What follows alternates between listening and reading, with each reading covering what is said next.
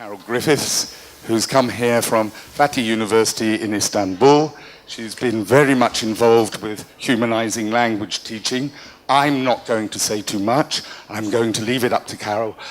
It's a great pleasure it is to have her here with us in our convention. Carol.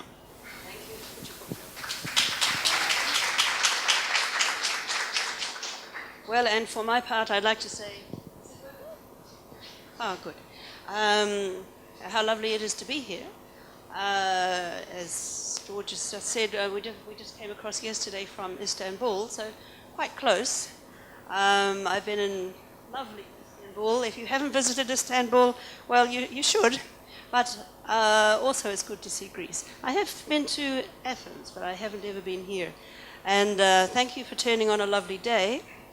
The forecast was for rain, so I'm sure you have put a lot of effort into organizing what we've got. Now, I'm sorry, I'm going to have to get my brain around I'm not very good at technology. So I've got a microphone in one hand, notes in the other, and okay. How do you do this? Okay. Okay, can you do that? Or if I what you say next, and all right, why not? All right, well, my topic is using narratives as a strategy to teach language.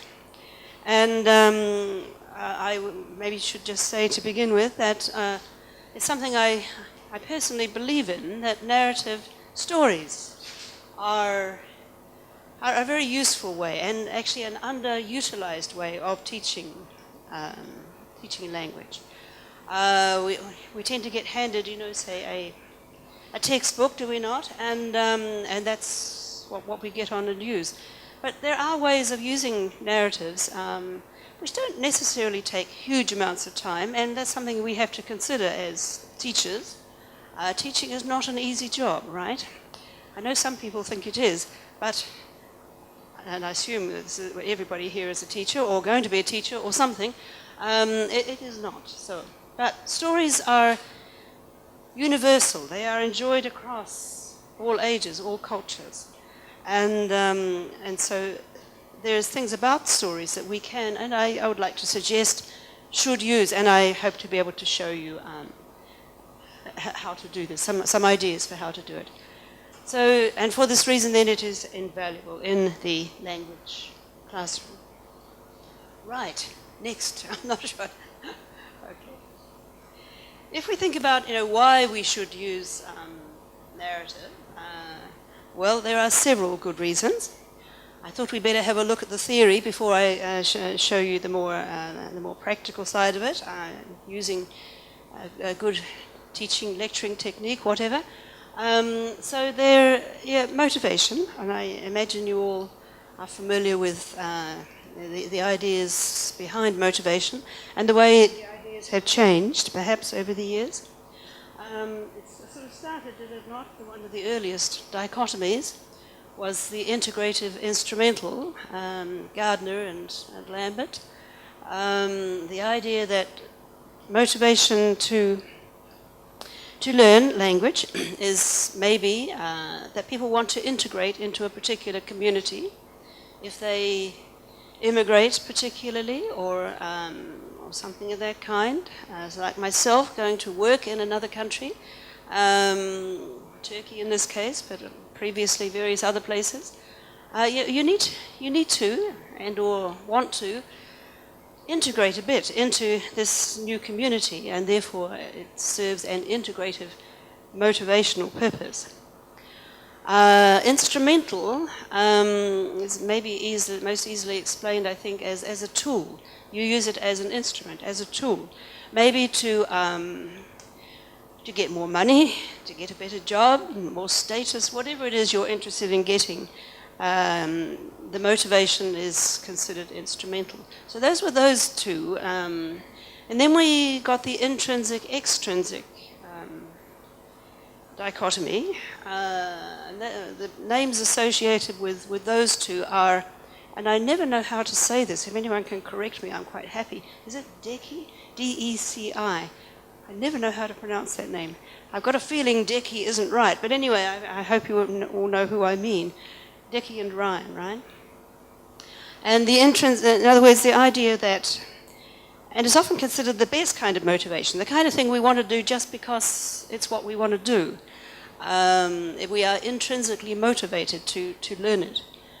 Extrinsic is where somebody else provides the motivation, for instance, a parent or the boss or something else, maybe even an exam. And it's often maybe oversimplified to the idea that intrinsic motivation is the best. Would we agree with that? You would agree. So does that mean extrinsic motivation is no good? Put you off? Right. Yeah, sometimes it can. I guess we can all think of times where there is pressure. Parents, for instance. Sometimes I can think of students, no, they don't want to be a teacher, for heaven's sake. They don't want to sit there listening to teacher stuff. They have their goals set elsewhere. They want to be rich and famous quite often, or whatever. But I don't know. I think we need to be careful about saying that extrinsic motivation is necessarily not a good thing, right? I mean, I can, for instance, think of a student of mine when I was still teaching. I live in New Zealand. I was still teaching in New Zealand, and he came. He was Indonesian, actually. Not that that matters that much, but it's just the fact of the matter. And he came, and at first, okay, he just wanted to have a good time, which I suppose is fair enough. But it did mean at the end of the semester, his grades were pretty poor. And his father, who was very rich, wasn't very happy. So the next semester he said to my student, he said, okay, if you get an A, I will buy you a BMW. If you get a B, I will buy you, I don't know, what else is there? A motorcycle was the third one. Okay.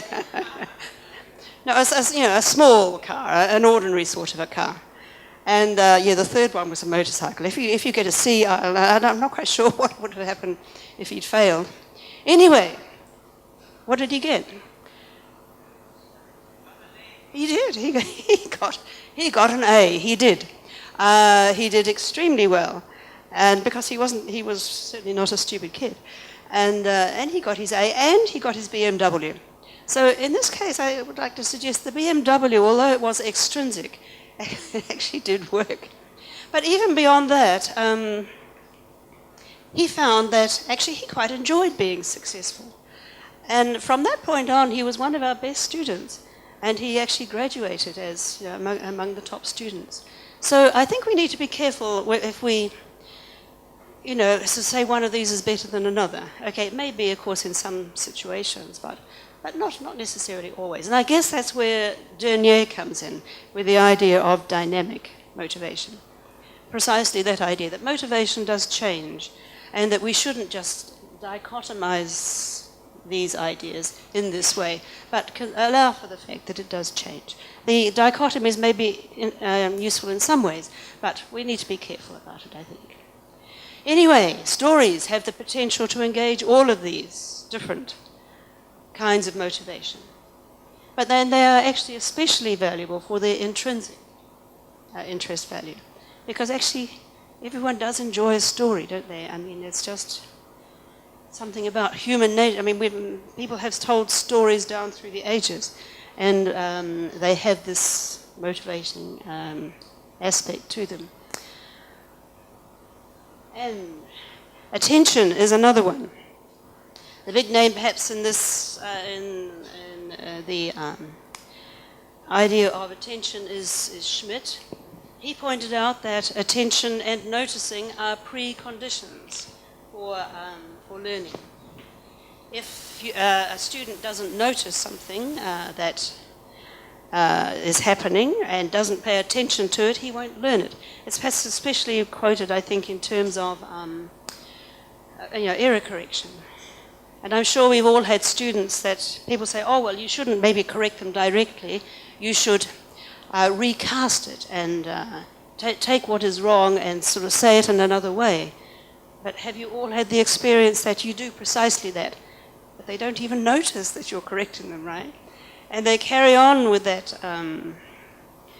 So sometimes it works, of course, but there are other times when actually drawing attention to whatever it is you're trying to get them to learn and making sure they have noticed it is important. And stories have demonstrated that narratives engage and hold attention. And there is the issue of authenticity. They come across as real, I think, stories. And I'm going later, after we've had a look at this more theoretical side of it, to show you a narrative that is one of my own favorites. But, textbooks are good. I'm not wanting to knock textbooks. But you're always aware, reading a textbook, and maybe I better avoid the temptation to quote a particular example, that whatever it is written for the textbook, right? And therefore it loses the authenticity. Authenticity, there's debates about authenticity, and I won't go into it in any great depth right now. People who say, well, okay, the moment you bring it into a classroom, it's not authentic any longer anyway. And of course, that is an argument, okay. But maybe I think I would say, well, it's at least a bit more authentic than something that's actually written for quite a different purpose. And the genuineness does have the potential to resonate with learners' own experiences. And as I say, I'm hoping that the story that I will show you will provide an example of what I mean there. And culture. And, well, the closeness of language and culture, of course, is very well recognized, and I think probably few of us would want to disagree with it. But stories cover a range of cultures, and you can find stories that cover pretty much any culture, I guess. And they are an excellent way of raising students' awareness of cultural issues and the assumptions that people have about various cultures. They also add depth to a knowledge of a culture that a student wants to learn, and so on. And in addition, identity, which is another big issue, right? Bonnie Norton, and if you read Bonnie Norton stuff, Norton 2010, for instance, the issue of identity, that everybody has identity, and identity is important with language learning, right? And so in addition to learning about other cultures, while you're doing that, they also have the opportunity to maybe sort of compare what happens in their own culture, maybe asking questions, if that's an appropriate thing to do, or be either questioning or reinforcing learners' own identities about, their own cultural identities. Yeah. And learning style, yes. Well, lots of people have written about learning style. Reed was one of the early ones. Oxford, Rebecca, Andrew Cohen. But they come in a very wide range of subgenres as narratives. Science fiction, for instance. So somebody, a student who isn't interested in one kind of narrative, one kind of story, may well get hooked on science fiction. Actually, I know people who have said precisely that they weren't interested in reading, but then they read maybe Jules Verne, for instance, and the stories that he wrote, the sci-fi stuff, or more modern ones. Fantasy, romance. I'm tempted to sort of say sci-fi tends to be boys and romance is girls, but maybe especially in this day and age, that isn't something we should say. And maybe, I'm not sure if it's less true than it used to be or not. But anyway, the point being that there are lots and lots of genres, and they can be used to good effect in this field. Okay. The input-output thing, well, there was Krashen, wasn't it? Our dear friend Krashen, who first came up with the input hypothesis and all of that, the monitor hypothesis, and they have been argued about sometimes very, very strongly ever since. But it's hard to argue with Krashen's idea that input, you learn. I think Krashen originally said, he denied it later, but I think he wrote it, so he actually can't deny it, that input is sufficient for language learning. I think probably in the time since, I don't want to open this up, I mean people argue about this a lot, that you probably need more than just input, certainly for adults anyway. Maybe children of course is another matter, but if we're talking adults or older learners, you probably need more than just input. Oh, sorry. But of course also there was Swain with the output hypothesis. And I must confess, until actually really quite recently, I had always assumed that Swain was actually, the output hypothesis was quite a long while after the input hypothesis. But notice that the dates are actually the same. So she came up with this idea at pretty much the same time as Krashen's input hypothesis. So the point, from the point of view of our topic today, being that narratives can provide both. They can provide input, of course, but you can also use it to stimulate output. And I want to demonstrate how this can be done with the story that we will have a look at in a minute. So how to use. Well, let's come on to this. How to do it. So if you plan it carefully, I would like to suggest that you can use narrative to, in an integrated way, which is the in thing these days, isn't it? To integrate our lessons. We can put all 4 language skills, and we can also develop the linguistic knowledge. We can use vocab and grammar, pronunciation, idiom, and so on. And in addition, of course, cultural awareness. And I think we have one more here. All right, so yes, this paper will illustrate. Okay, and I'm going to use a story called The Nail Clippers. This was actually written by a student of mine. She was a sophomore student. I'm not going to tell you too much about it because, for a reason that I hope will become clear as we go on, because I want you need inferencing, don't you? I want you to try and work out, as the story goes on, some of the more things about it. Yeah. I would like also to mention that this story was published in HLT Mag. Do you all know it? If you don't, you should. It's a very good online magazine. HLT Mag. I haven't actually given the website there, but if you want to know more about it, you just put that into Google, it will find it for you. I actually published, got these stories published, or about a dozen of them maybe. Yeah. And, but we'll just look at one today. So a suggested sequence for our story would include, right, the title, what she called it, was the Nail Clippers. And I thought we needed to have something visual. I'm not very good at visual stuff, actually. I'm not very good at technology. But even I managed to get a picture of my nail clippers to sort of set the scene, as it were, sitting on my coffee table at home. And so this is what this story is about. Right, I'm going to hand the story out, but not before we've done something else. Now, I put this in capital letters, assuming that most of you actually are real teachers. It probably isn't necessary, but I put it in capitals because as a teacher trainer, I don't know. I say, do this before you hand out the text, but they always forget about that somehow and hand it out before.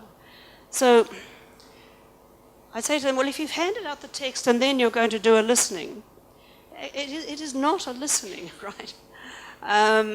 So I put it in capitals for my students' sake, actually, and maybe just to remind you if you need. So you divide your students into groups, because it's the in thing, isn't it, to have group work in our classes. Okay. We're going to start with speaking, then listening, and then I will give you the text, just so that you have some idea of where we might be headed. All right. I'm just checking how much time, how our time's going. I think we've got time to spend a little bit of time on doing this. All right. The student. Sorry that this seems to.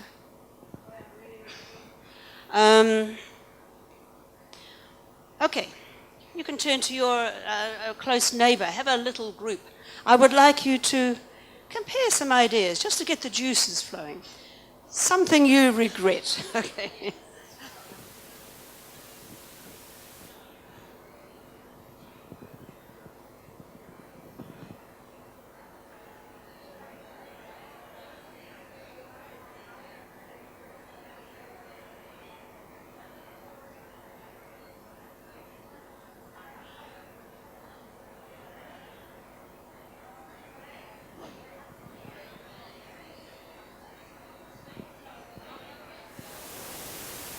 Okay.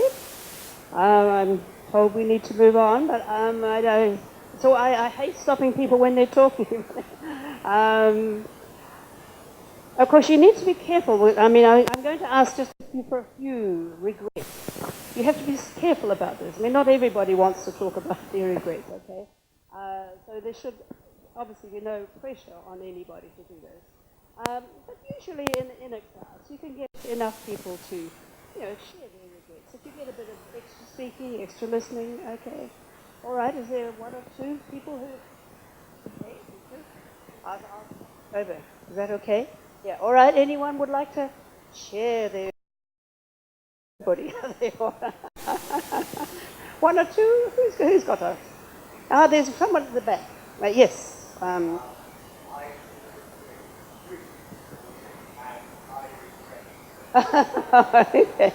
Okay. All right. Okay. Thank you very much. Maybe just one more, just for practice. No, Dave, have you got a regret? Well, the first thing I thought of over here was that I regret not learning to read music when I was younger. Right. I play several instruments, but the black dots don't mean anything to me. Yes. But I'm assured by my friends in my group that it's never too late. Right. Okay. Even with grey hair. Before we move on, is there one down here? Yeah. Let's get the microphone on my topic. Talking about languages, I regret not learning Greek before I came here. Yes. Rather than waiting till I arrived with a tiny 4-month-old baby that didn't sleep. Right. And blind in one eye and going in the other. And I couldn't read to learn the language that I'd learnt beforehand. I would have galloped ahead. Yes. Right, okay. Yes, well, I guess, I'm sure we all have regrets of one kind or another. Some we are willing to share and some not. Okay, anyway, we've all got the idea of what we're trying to do here. Okay, so let's move on to, shall I keep this? Yeah, okay. Okay, to listening. So again, before handing out the text in capital letters, so that my students don't forget. They do anyhow.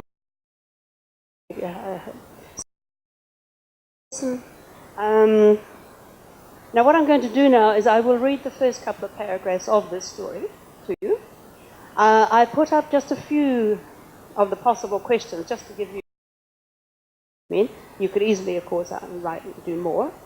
But the questions there. So while I read, you can be looking at the question.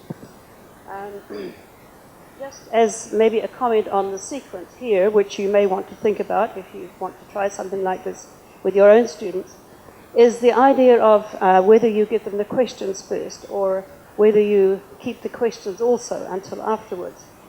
The only thing perhaps I can say is that actually, if they have to remember both the content of the story and the questions, it actually is quite a heavy cognitive load. So maybe just think of your students if you, and take a little pity on them. And of course, they'll be doing it in an unfamiliar language as well, so they're also struggling with that. I mean, even an exam like IELTS, for instance, the students have the questions first. However, you don't have to, and there are arguments for doing it elsewhere, the other way. I probably will need my glasses to read this. Okay, so this is the beginning of this story. The nail clippers. Through my whole life, I will never forget one thing: my grandmother's nail clippers. I was brought up half by my grandmother. My grandmother was a traditional woman. She was afraid of new things. So she used to clip her nails with wine bottle glass fragments. Hence, she really suffered from the lacerating of the glass. Once I used my mother's nail clippers and found them very useful. So I strongly recommended them to my grandmother. She was doubtful at first, but I showed her several times how to use them. She tried hard, however, she was too old to learn, and always her fingers could not bend easily. Finally, I began to help her to clip her nails several times a year. Okay, so that's as far as I'm going to go with the story for the listening section, and that has given you all the answers that you need here, right? What are the answers? The author was brought up by her aunt? No. Okay, so that's false. She was brought up by her grandmother. Okay. Grandmother cut her nails with scissors. False. She cut her nails with, yes, bits of glass. Yes. Okay. Her grandmother's fingers were stiff. Yeah, that's true. Okay. And grandmother cut her nails every week? No, it was several times a year. Yeah. Notice from the questions, it's actually much easier to write false questions, isn't it? So I sort of put the third one in there because I didn't want them all to be false. Otherwise I think, oh well, they're all false, so they just write F for everything. I mean, students are very, very wicked, aren't they? You can't rely on them to do things properly. So you have to trick them a little, otherwise that's what they do. All right, so that's one way of dealing with the listening. Other than that, another quite good way, but just it wouldn't really have applied to this story. But if it's another story, maybe that they've got with another author, is to maybe have the story, but get as a separate wee text something about the author, and you use that as you're listening. That's another way that works quite well. But I mean, of course, for all of these, there are multiple ways of doing it. I'm just showing you one, hoping that sparks off your creative instincts. All right, so now we're going to do the reading, and now we need the text. Okay, so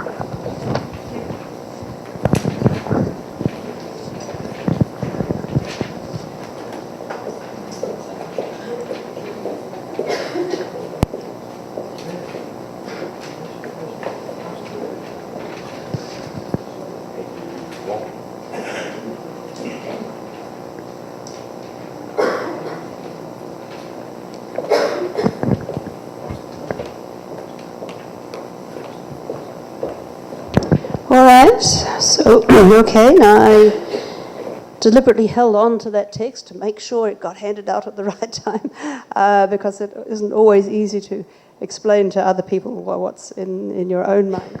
All right, so now handed out the text and get the students to read it. Okay, well, other issues here. How do you get them to read it? Some people, I mean, sometimes it depends on teacher's style as much as anything, doesn't it? Some teachers seem to prefer to get them to read it silently, and that's okay if you're comfortable with that and it works for your students. Others like to read it aloud themselves. Others like to get students to read it, or maybe at times you do one and at other times the other. I'm not aware there's any right or wrong answer to that question, but it's just something for you to think about. Today, actually personally, I like to get my students to read it. For one thing, it gives them a bit of pronunciation practice, and but we won't do that. I'll read it today, partly from a time point of view, and also, well, because I know the story, and perhaps it's easier for me at this point. Okay, so perhaps you can just follow along with me while I just read through it. So, in May 2002, she got lung cancer due to long-term smoking. It was too late to control at that time. That summer was hard for her and also for me. While she was struggling with the cancer evil, I was preparing for the high school entrance exam. I passed the exam with high marks and was admitted to my dream high school. But my grandmother was getting worse and worse. Although I had planned to stay with her the whole summer vacation, the high school required me to enroll earlier in August for military training. The morning I left my grandmother will stay in my mind forever. She had hardly been able to speak for several months. Her breath was so tight, and she still wanted to say something to me. Can you stay one more day? Just one day? I shook my head hesitantly. Only one day? You have not clipped my nails this time. This time I refused directly. I did not know why I was so firm at that time. I cannot forgive myself even today. I went away from her as soon as possible, and once on the bus I could not refrain from crying. 1 month later, just only one day after Mid-Autumn Day, my grandmother passed away. She did not give me a chance to make up for my cruelty. That morning was the last conversation between us. That request was the last wish from her. I picked up the nail clippers from her belongings, and from then on I have never changed the nail clippers, so that whenever I clip my nails, I will remember my grandmother. So that was a student that was one of my students. And that was her story. A certain amount of correction, of course, for the English and stuff. But apart from that, it's as she wrote it. So when you have had it read one way or another, however you actually choose to do it, we then move on to what is next? Comprehension. Okay, so at this point, there's the opportunity to ask what they've understood. I've given just 4 questions here as an example of what you can do. Of course, you could do more. So, questions here. Notice that for the listening, I think it's easier to go true-false. For the listening, if they have to write too much, it's more difficult. But maybe something a little bit more challenging, where they have to write a bit more at this stage, for the comprehension is reasonable enough, I feel myself. So what caused grandmother's lung cancer? Smoking, okay, yes. Why did the author go to school early? Military service, yes. How did the author feel about leaving home? Happy, sad? Okay, how do we know she was sad? She cried on the bus, okay. She was also excited, I guess. We can assume that. I suppose otherwise she would not have gone so early. But maybe we could say mixed feelings, could we? Perhaps something like that. Why does she keep the nail clippers? To remember her grandmother, exactly. But of course, questions. I mean, this is all. Those 4 are all actually in the text. So that's fairly basic comprehension, if we can call it that. But we should also try to get some inferencing, right? Things that are actually not exactly there, and they have to think a bit. So actually, I'm not sure that this is a good story for inferencing. Some stories are better than others. They have more that is not said, if you like. But one I thought I'd just put here, where do you think the author is from? Where was this story? Israel? I get some interesting answers to this question, actually. Someone else said... All right, so where does that include? Israel. Well, actually not Israel, actually. But, I mean, so encourage your students to guess, nevertheless. Anywhere else? Where else have they got? China is the right answer, yes. Because, of course, I mean, I deliberately didn't tell you I worked in China because I thought that would give you the answer to this, which I knew was coming, of course. Yes, it was China. So these and these things. But maybe an interesting thing is that it's not. How can I put it? This story could almost be anywhere, couldn't it? Apart from little things like that. Sorry. Oh, well, do you think not? No. Is it that told you it was China, the broken glass? Right, maybe, yes. Also, Mid-Autumn Day, actually. There are things in there, but maybe people need a bit of background to know that. I guess, though, people say, people are different, They say to me, I've worked in China, I've worked in North Korea, I've worked in Turkey, and people say, they must be very different there. Well, my answer actually tends to be, they're not so very different, really. There are some things that are different. But actually, people are surprisingly the same in my experience. I mean, for instance, most people love their grandmothers, don't they? Most people have families. Most people are sad when they leave home. All of these things go across cultures. And so I guess the more I personally see of people around the world, the more I am aware actually of the similarities. And this might be a point that you want to make, perhaps. And okay, and moving on. All right, vocab, I mean, we sort of have to deal with these things. And maybe with the vocab is an issue with the vocab. Do you deal with the vocab before you do the story or after? Okay, I've done it after this time. But I have found when I've used this story, and actually I have used this story, that some of these words are quite difficult. They don't know what they mean. And maybe that holds up their comprehension of the story. Another argument, however, is it's better to give them the story and let them work it out from the context. Again, there's no actual answer to that, one answer. You can do it either way, as long as you sort of have your reasons. Maybe do it one way, one time, one way or another.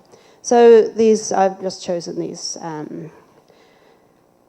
four: fragment, lacerating, vacation, and doubtful. I'm assuming none of them are any problem for you people here. But yes, and next, so the same words you can deal with pronunciation. I mean, I think we all say we don't do enough pronunciation in our classes, don't we? I mean, how often have you heard that said? And I think it's true. But we still, I think, somehow continue to put pronunciation rather down the list of things we do. And so can I suggest that, would you mind just going back to the vocab list? You could use these words to, for instance, doubtful. Make sure they know that the B is silent, and they don't know these things always, okay? You could maybe go into things, not that it's pronunciation, but vacation, of course, tends to be used, it's an American word rather, isn't it? British, what do British people say? It's usually a holiday. So maybe that's not exactly pronunciation, of course, so you might have dealt with that at the vocab level.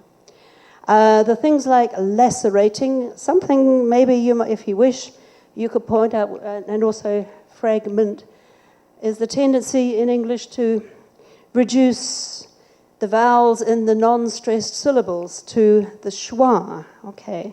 Because that isn't something that native speakers always pick up. But it is something that native speakers of English tend to carry over to another language. And I find, for instance, a word like, and Judy here will, Akadash. But I say Akadash. And they always correct me. But I mean, it sounds to me pretty much the same thing. but it's not. And Turks hear the difference. And arkadaş, did I get that right?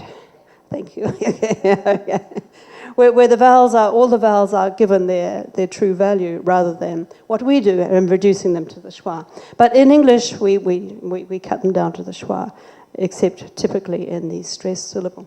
So there's a couple of things you could mention there for pronunciation if you wish to do so. Maybe others you might think of. Okay, and we're down to next. I've already dealt with pronunciation, so... grammar, yeah, well, I mean, we can't ignore grammar, can we? Okay, maybe it's boring, but it's important. So, various ways you can deal with this.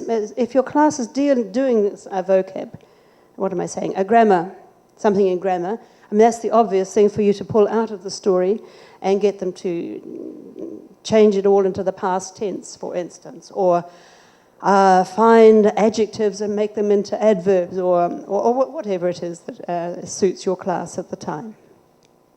At this time, for this exercise, just by way of example, I've just taken words out of the text and asked them to put them into the appropriate part of speech. So that's a bit of grammar there, yeah, and yes, and writing. So, I mean, this was a real story. This was my students. I think in the end, I got about a dozen of them and sent them through to Hanya at HLT Mag, and she published them. So, I mean, I would suggest, I mean, they loved seeing it in print. I mean, they thought it was fabulous. And so it's something I could suggest for you to get them to do something similar-ish and send them through to Hanya. She's always looking for extra material. And that's a good thing for you to do, can I suggest?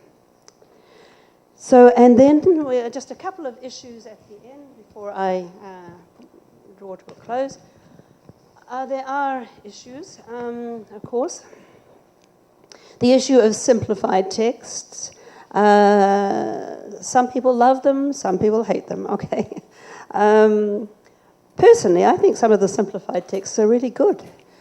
They do them very well these days. They seem to have developed ways of doing it which they come across really well, the graded readers. Of course, you don't have the original. You lose the original language and all that kind of thing. Nothing really replaces the original.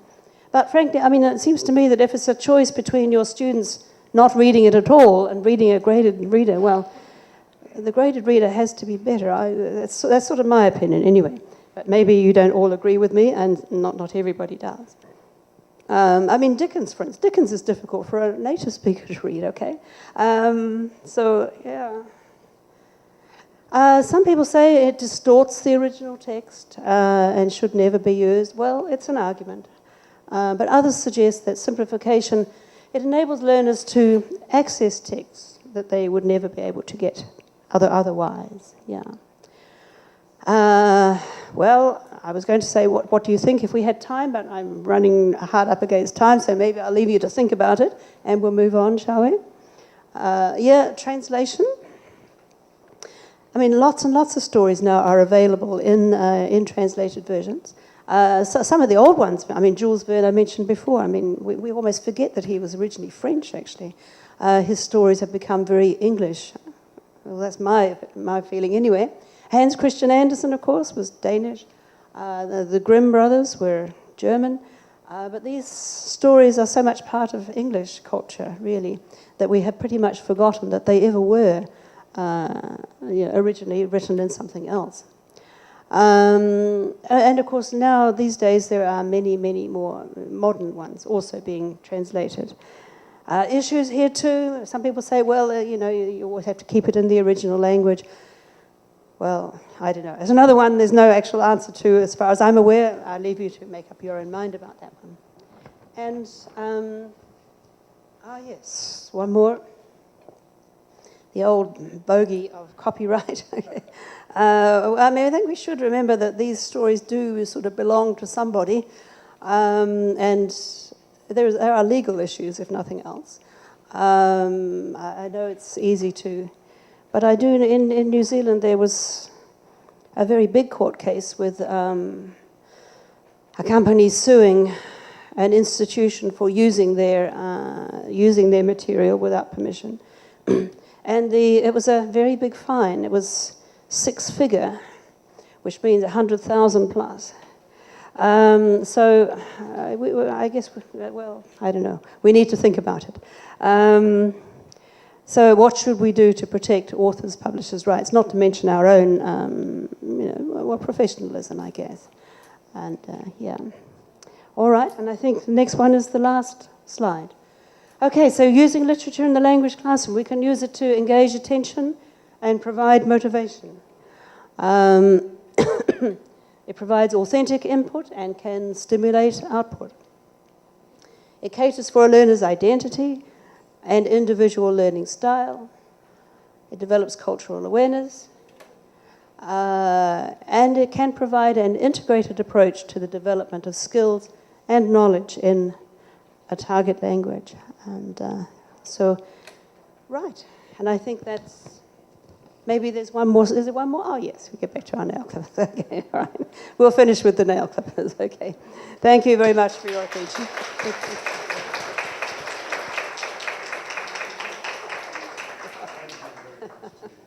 Thank you.